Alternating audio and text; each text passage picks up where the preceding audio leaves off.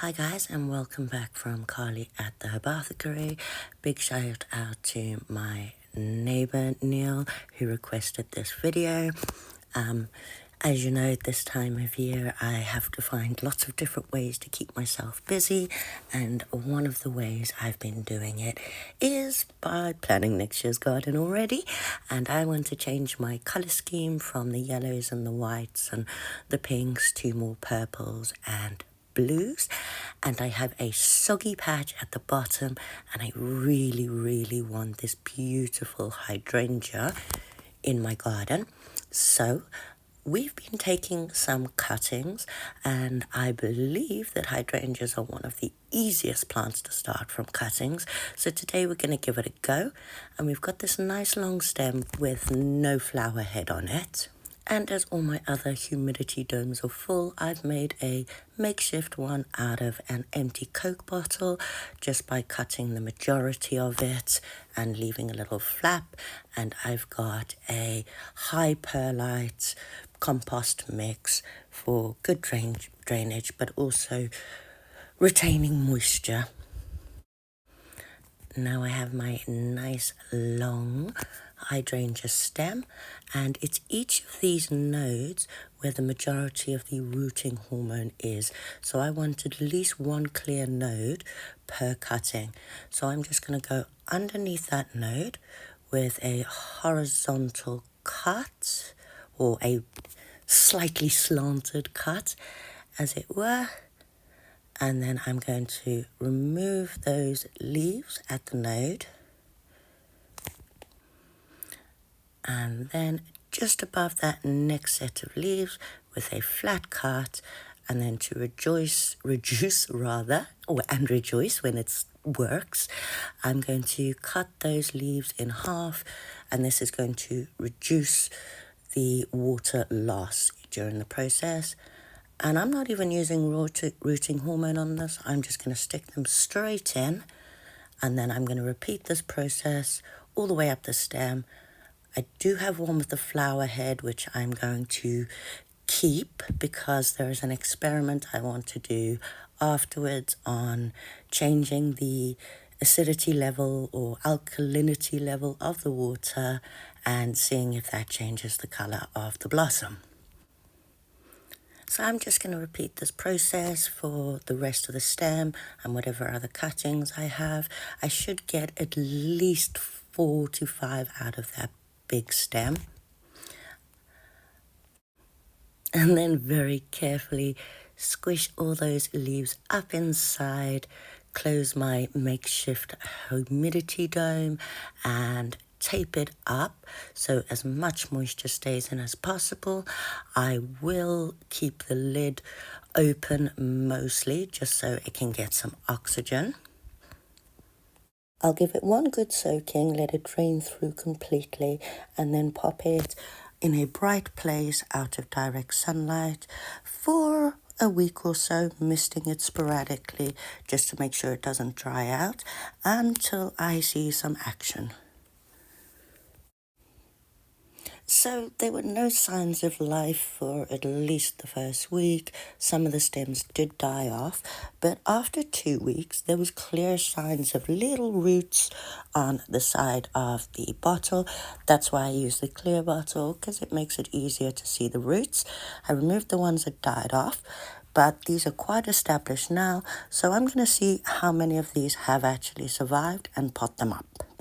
Along with some healthy roots, there are also signs of new life starting.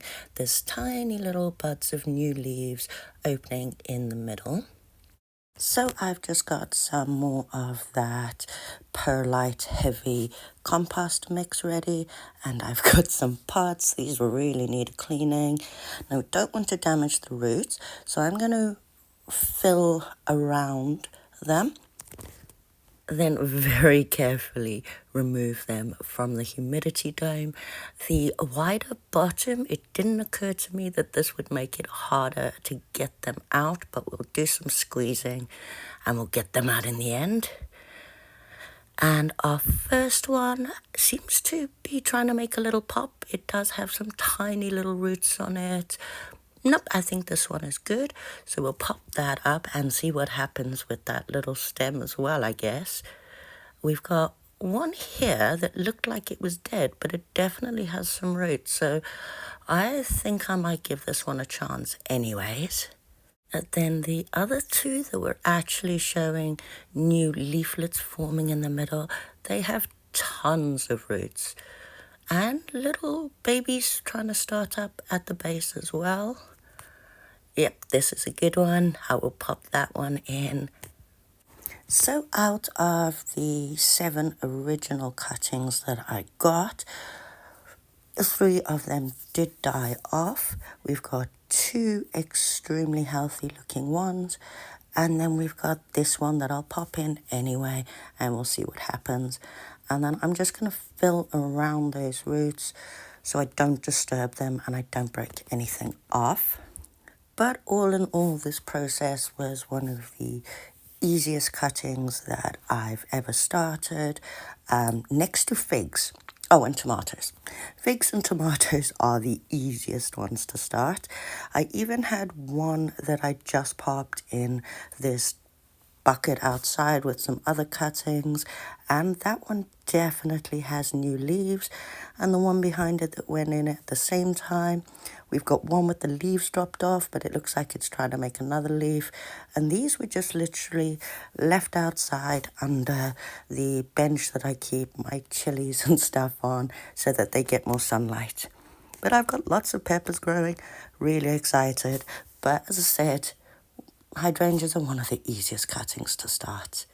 So for the experiment, my research has shown that changing the alkalinity or acidity, the pH level of the soil that the hydrangea is in, can change the color of the flowers.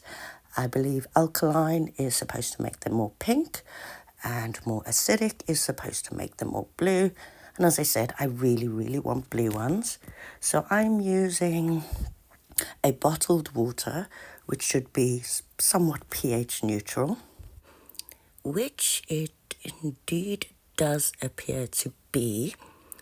And then to increase the acidity, I'm going to use some apple cider vinegar. And the bloom that I picked earlier is pink, but we'll check the pH level of the water now with the vinegar in.